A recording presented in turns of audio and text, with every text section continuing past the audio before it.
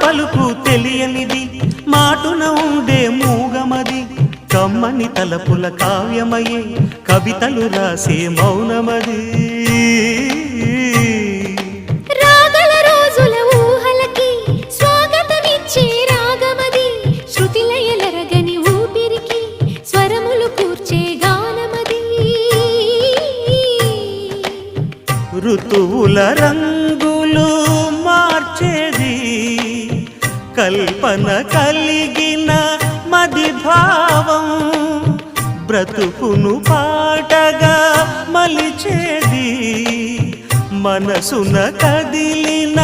మృదునాదం